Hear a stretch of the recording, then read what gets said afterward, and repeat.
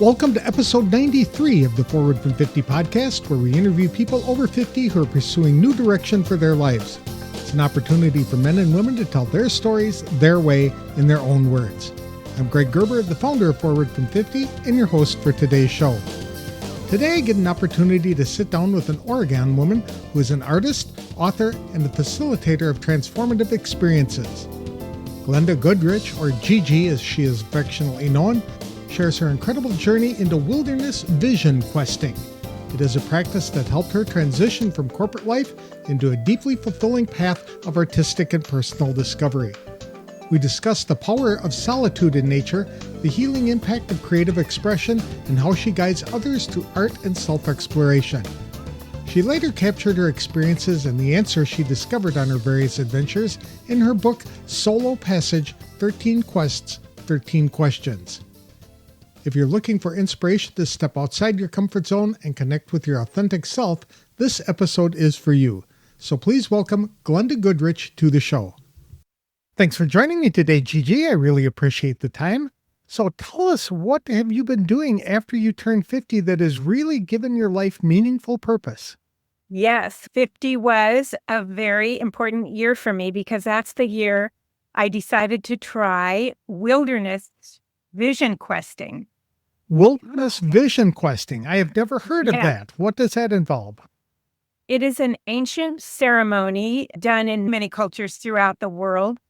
You may have heard of it, especially associated with indigenous peoples, native peoples of the Americas. And it is a ceremony where one goes out alone in the wilderness for an extended amount of time for prayer and to receive what they would call a vision. And when I turned 50, I wanted to do something meaningful and different that I'd never done before, something adventurous and challenging.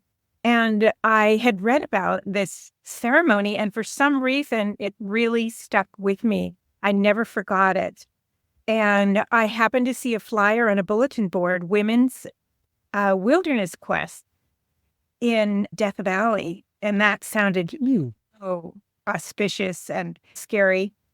And I made the call, and I have been vision questing every year since. Wow. And yeah, it's a very ceremonial. It's a rite of passage in many cultures it's really understanding yourself more. When you are alone in nature, if you're paying attention, the natural world can give you a lot of teachings about yourself and who you are on this planet.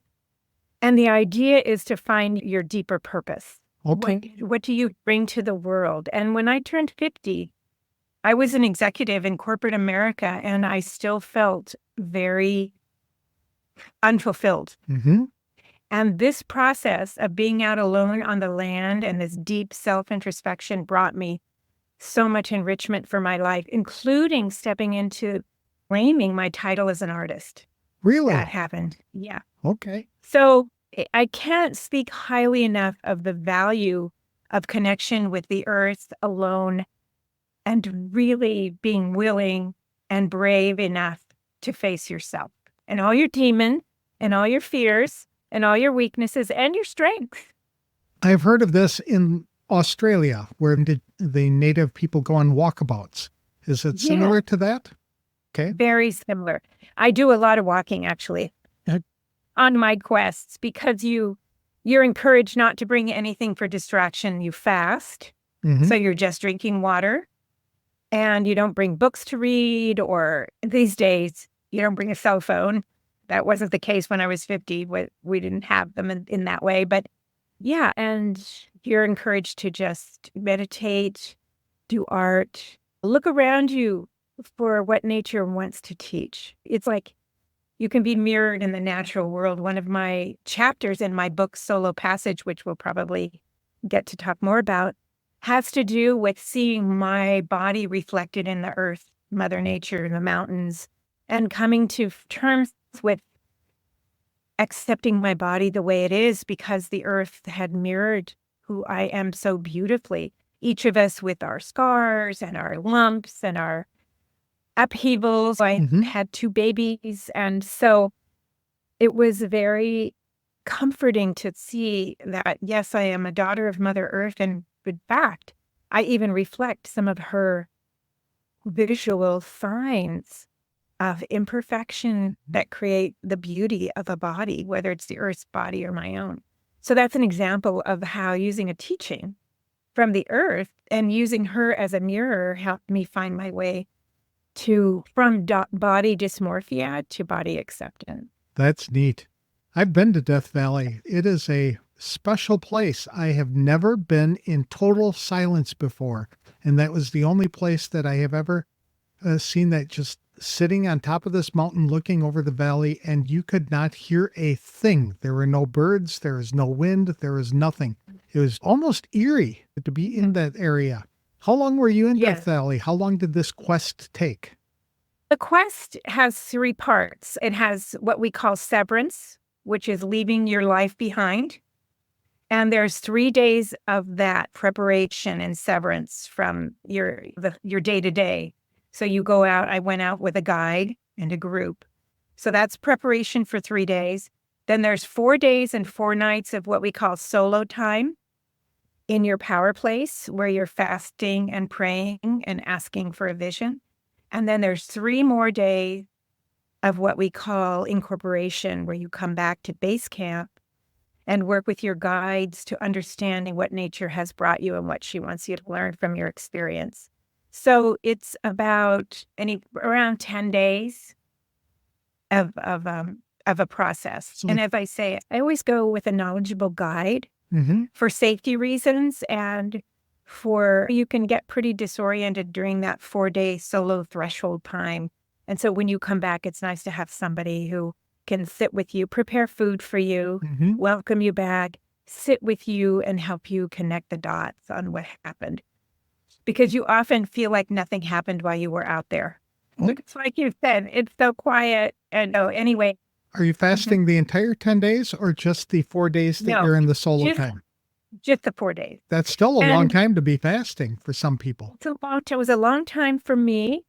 And my feeling about this experience, having done, I think I've done 18 quests now in my life, is that it's really going out away from your day-to-day life and being alone in nature.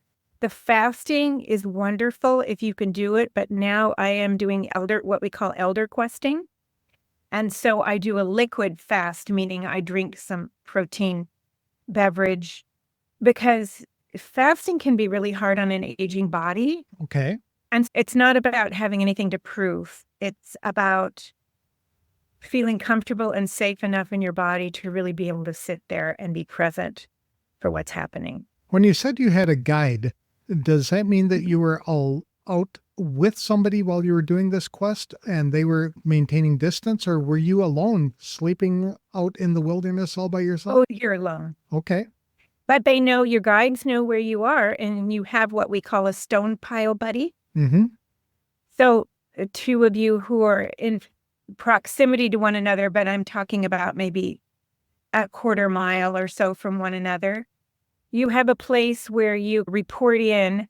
You don't see one another, but you each have an indication that you're okay. Okay. And so maybe it's a couple of rocks stacked. And in the morning, you put your rock on there to let her know you're okay.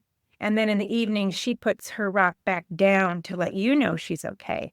So it's a stone pile communication that you're still okay. And if you go to the stone pile and the rock has not been moved, you go and you find your buddy and you see what's going on. So there's safety factors. During those first 3 days of prep time, you go all through all the safety factors with you, and you make a commitment to be safe and not take any unnecessary risks. What an interesting way of communication, and to stay in touch with somebody and let somebody else know that you're okay. So you're not feeling like you're out there and alone, and that if something happened, nobody would ever find you. It's Death Valley, for crying out loud. But in essence, you are alone, not seeing them. Yeah. I've heard of the process of grounding in the past, where people are encouraged to take off their shoes and socks and just be connected to the ground, or sleeping on the ground. And this is something you're doing basically in this quest, is to sleep on the ground rather than on a nice mattress somewhere.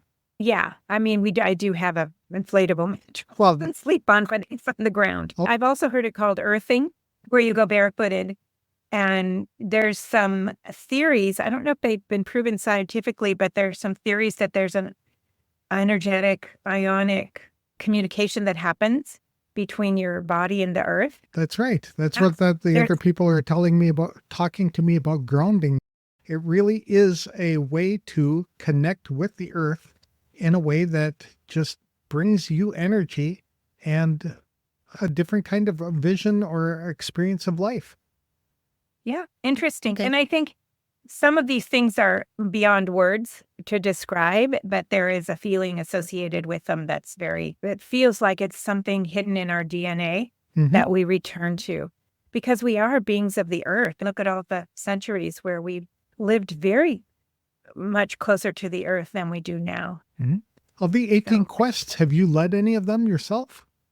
no, I don't lead those kinds of quests. The quests I lead are in the art studio in my art doula role, where I guide people toward deeper connection with their own creative potential. So Okay. I'm a guide of a different sort. And that's what can be a wilderness too, in a way, helping people just tap in and try to get to I'd so, never heard of an art yeah. doula before. How did you learn about this and become interested in doing that kind of thing?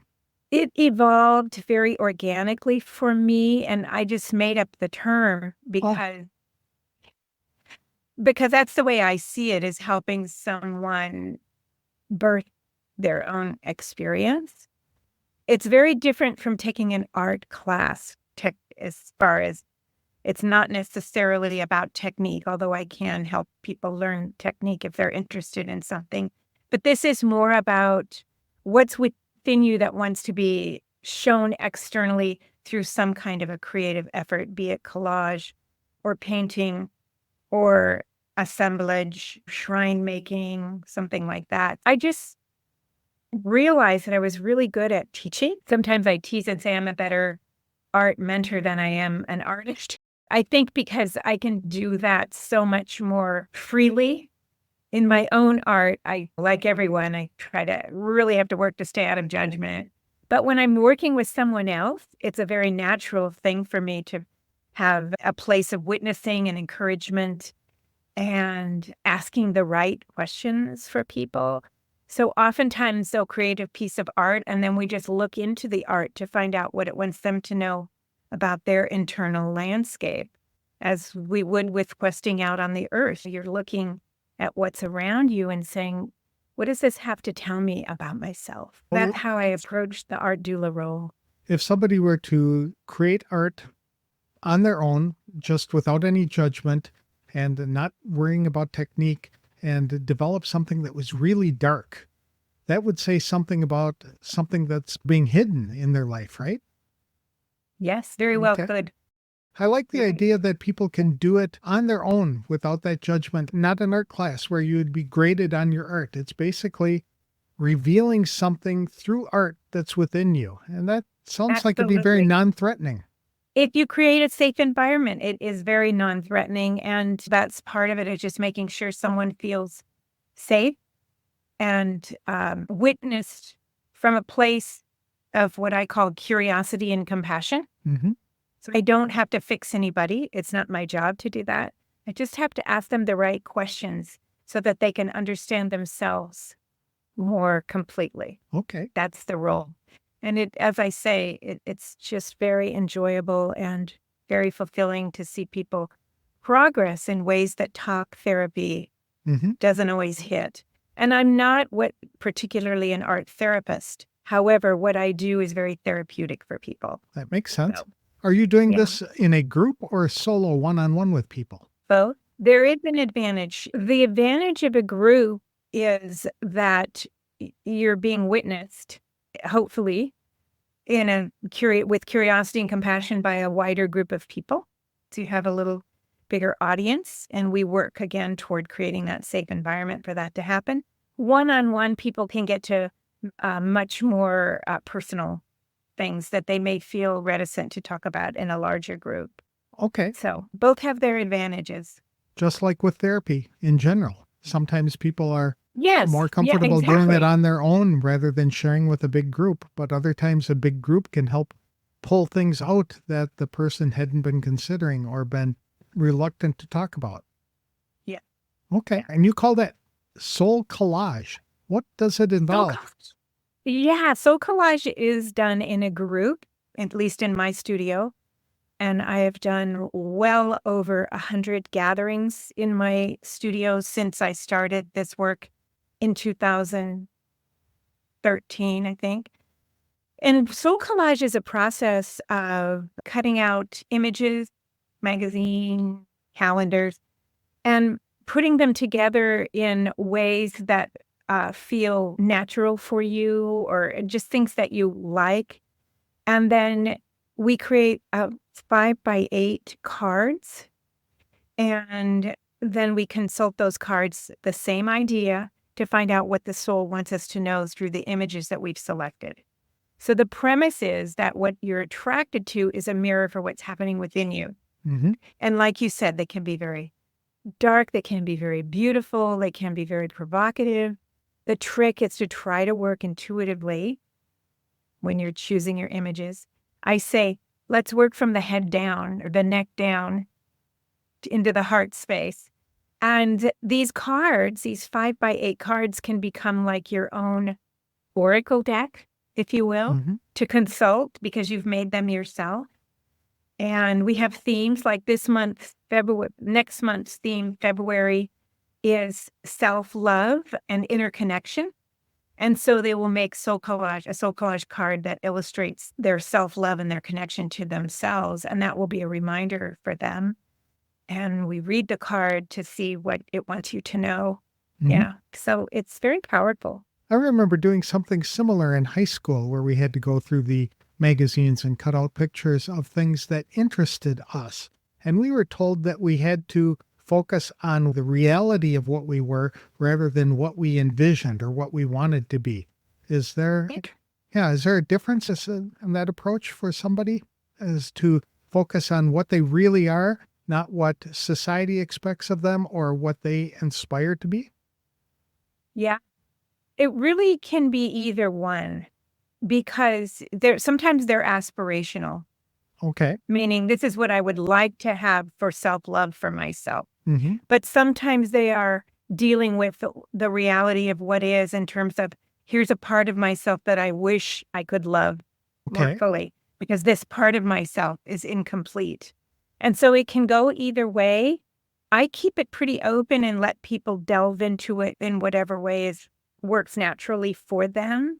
It's amazing what can be revealed because a soul collage card can have both aspects too. I can see where Yeah, this would be a valuable exercise to take if you were recovering from trauma.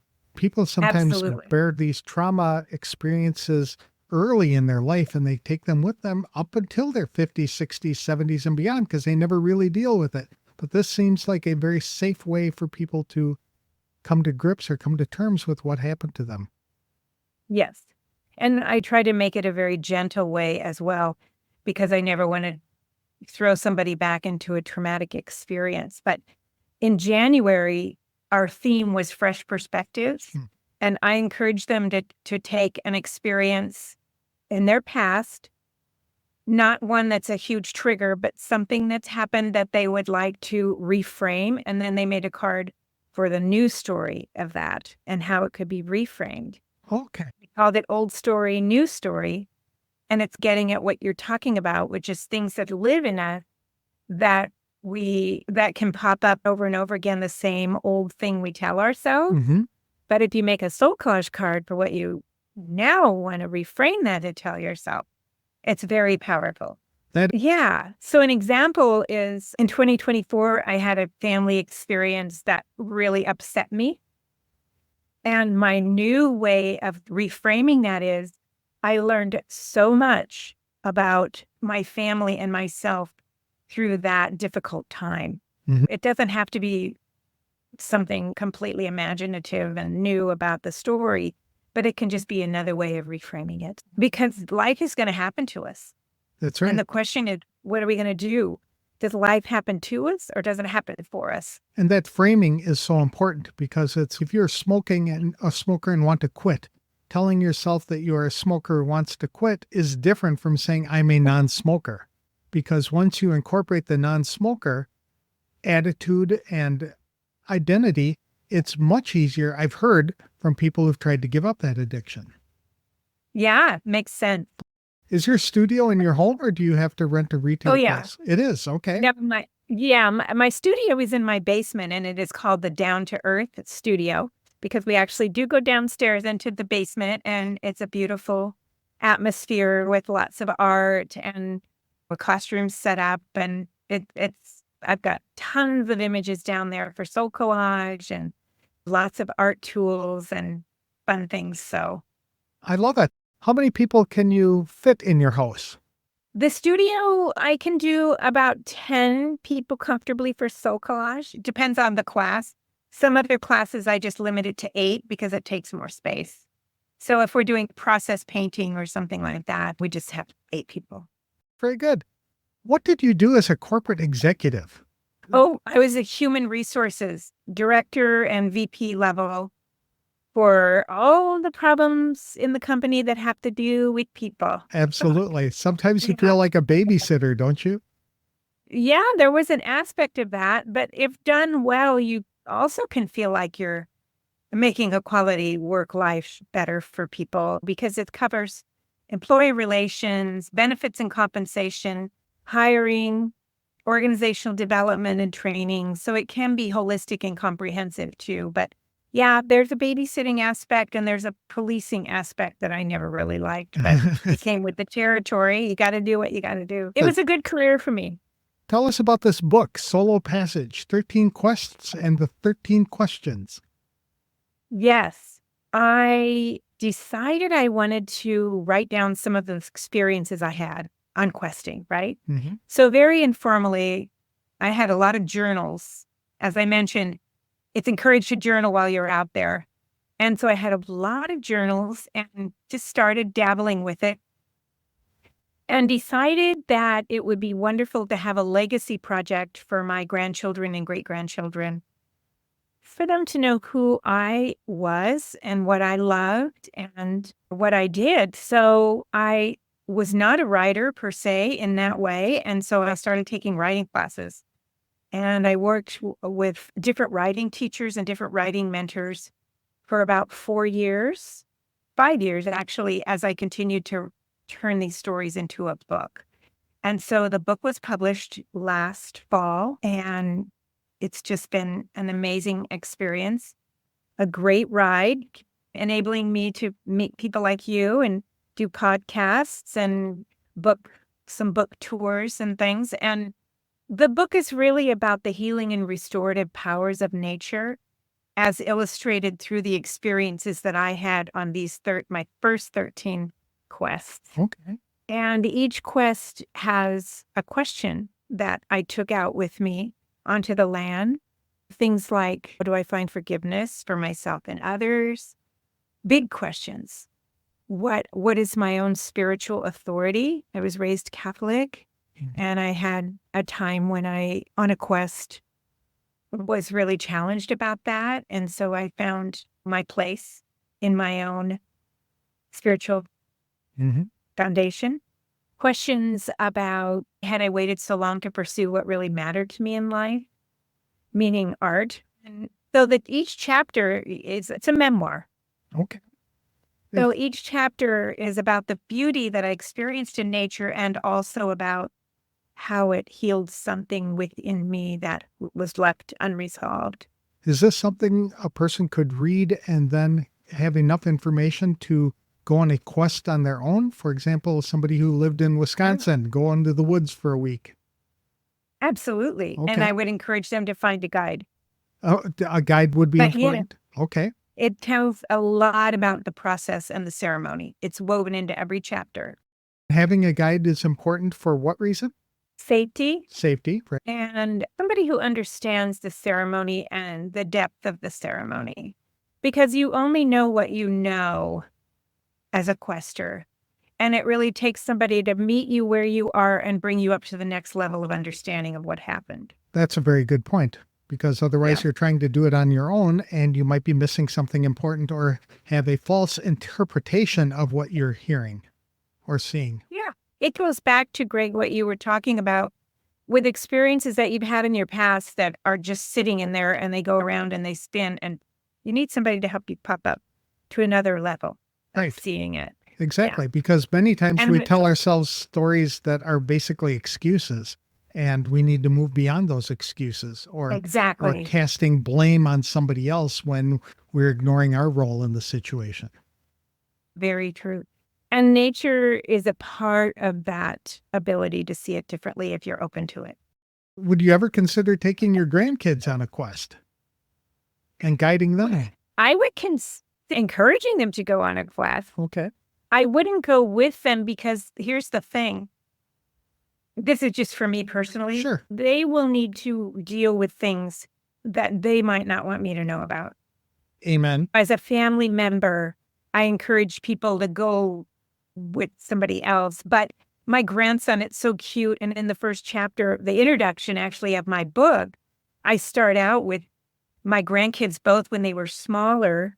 They were 4 and 7. They used to love to hear stories about my questing, right? Spiders or snakes or coyote. They loved it. And once when I was reading and telling them a story, my grandson said, I'm going to go on a quest when I'm 8. I'm going to go on a vision quest when I'm 8. Like he'd be all grown up at the age of 8. And he's 14 now. And I'm just thinking it's probably time to, and my granddaughter is 17. And so I will be talking to them about this as they reach points in their life where they may need a rite of passage. My oldest granddaughter is 33. She'd love to go on a quest. Yeah. But she has 4 children, soon to be 5. Oh my. And I have 5 great grandkids. She'd love to do, and I think she will when this child rearing chapter of her life comes to completion. Because this is a chapter life. Right. I didn't go till I was 50. I don't know that I would have really appreciated it as much if I'd gone before midlife. That's probably right, because you have to have the experiences in order to really understand what the experiences were trying to teach you. And it's not something that you can do as a teen. Although I did like how your grandson at a very young age wanted to go on these quests, because boys in general, men in general, are called to nature and they are called to adventure and they're called to those kinds of things.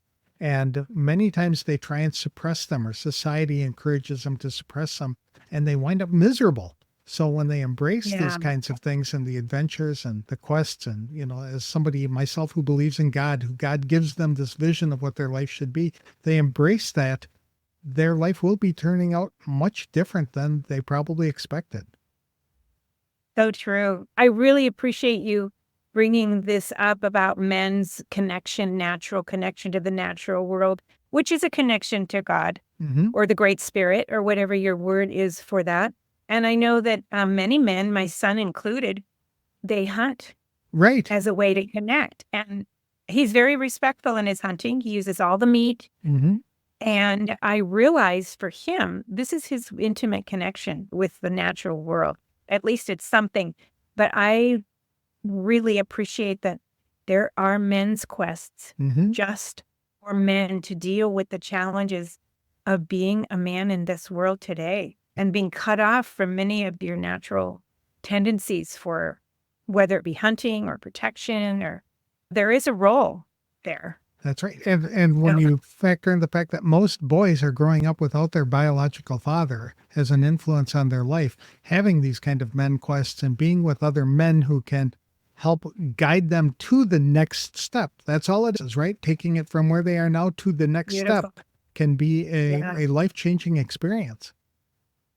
Did you self-publish your book, or did you have a publisher? No, I had a hybrid publisher, which means I paid part and they paid part. Okay. And it's a publisher called She Writes Press.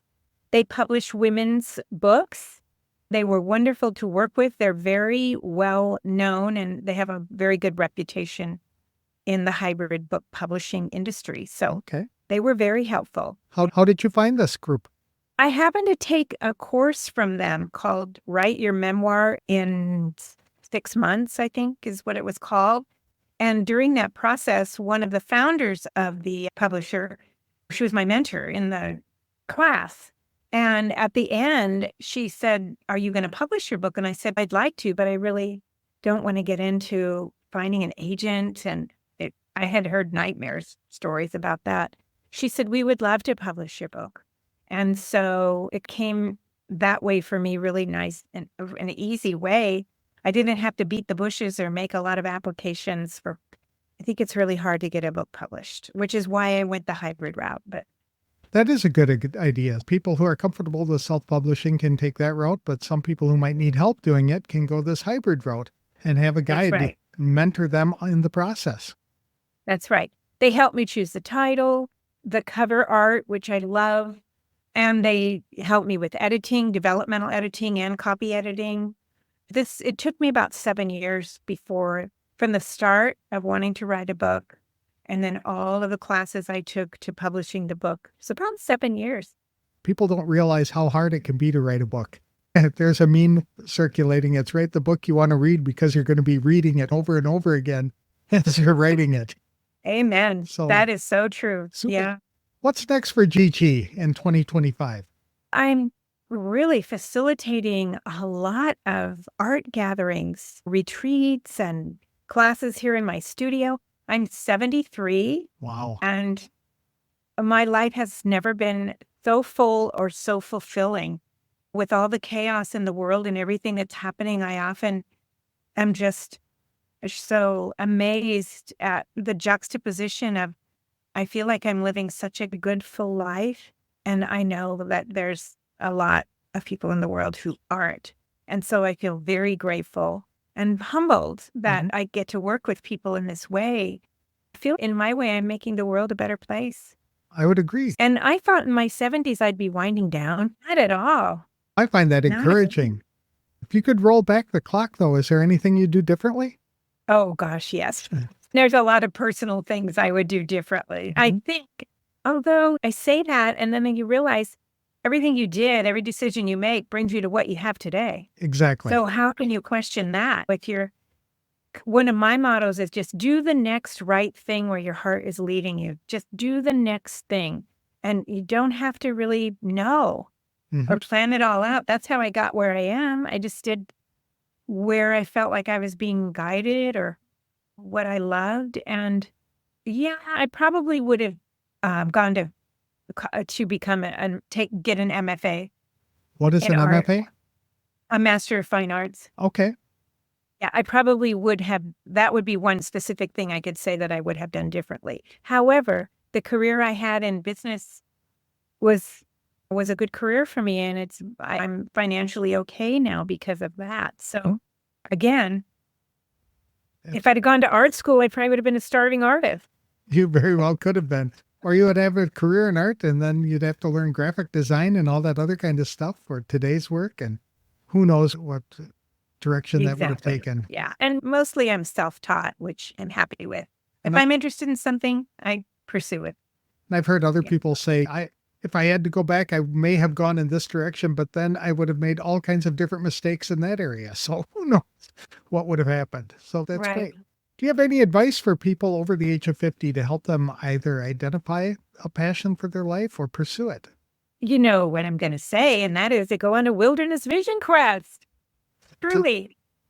You really have to separate yourself from the world in order to identify this. It's not something you're going to hear in noise, the noise and the media bombarding us with messages all the time. Or the past voices in our heads telling us, don't do that, you won't make any money. And I say to you, Greg, it doesn't have to be a vision quest. It could be a spiritual retreat somewhere. I just visited our Mount Angel Abbey here in Woodburn, Oregon, which is about half hour north of me. It is so beautiful and quiet there. And I was thinking this would be a lovely place for a personal retreat to just go because it's natural. It's gorgeous in the forest, the Pacific Northwest forest. It has that spiritual quality of oh gosh, I can't think of the word. Not a seminary, is it? Yeah, it's a seminary. Okay. All right. Thank you. Yeah. That happens to me now that I'm 73. All the time, yes. Yeah, so it doesn't have to be going out and fasting, but it needs to be, like you said, stepping out of your life, getting away a little bit, and investing that time in yourself. You're worth it, especially 50 is midlife. That's about halfway through. Get honest and find who you are authentically. Carl Jung, the Swiss therapist, he had a quote that I've often thought of, and that is, everyone has an appointment with their authentic self at midlife, but not everyone chooses to keep that appointment. Exactly. That's right. And then even worse, they get to the point where they're retiring. They're just going to stop life. They're going to take back or retire, stop doing anything, just recreate for the rest of their lives. And that leaves them unfulfilled as well. How can people connect with you if they'd like to get in touch with you or even sign up for one of your classes? Yeah, great. My website is my name, which is GlendaGoodrich.com, and it's GlendaGodrich.com. And it has all my classes. It has information about how to order my book. I've gotten 10 awards on my book I'm very proud of.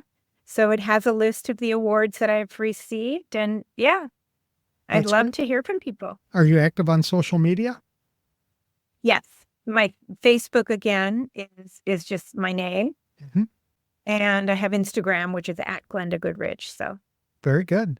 Thank you for sharing your story with me today. I really appreciate it. It's been insightful, and it's something that I think a lot of people over the age of 50 should consider, is going on one of these kind of quests, getting alone, getting away by themselves, away from the distractions to see where they're prompted to go next. Thank you. Yeah, it's a pleasure to talk with you. Thank you so much. What an interesting conversation with Glenda Goodrich, an Oregon woman who retreats to nature to learn more about herself, then invites other women into her home studio to express themselves through art. Glenda is passionate about the necessity of people stepping away from daily distractions to reconnect with themselves and heal through the transformative power of nature and creative expression. Glenda's experience with wilderness vision quests illustrates how solitude in nature can help provide clarity, perspective, and even a sense of purpose at a time in life when many are searching for deeper meaning. Her journey was captured in Glenda's book, Solo Passage, 13 Quests, 13 Questions, where she documents her first 13 wilderness expeditions and the deep personal questions for which she sought answers. With raw honesty and vivid storytelling, Glenda describes how those experiences in nature helped her confront long-held fears, navigate personal struggles, and ultimately step into her true identity as an artist. Each chapter not only recounts her time alone in the wilderness, but also explores themes of forgiveness, self-acceptance, and spiritual transformation. Solo Passage serves as both a memoir and an inspirational guide for people yearning to embark on their own journey of self-discovery. Whether you're curious about vision questing or simply looking for an introspective read, Glenda's book offers wisdom and insight that can resonate with anyone seeking purpose and renewal. Beyond her wilderness experiences, Glenda also introduced us to her work as an art doula, where she guides people through SoulCollage. It's a creative process she developed to help people unearth hidden emotions, reframe past experiences, and express their inner being without judgment. Whether through nature-based reflection or artistic exploration, Glenda's story emphasizes the importance of carving out intentional time for personal growth, especially after 50. Her journey is a powerful reminder that it's never too late to explore new paths, heal past wounds, and embrace what truly lights you up.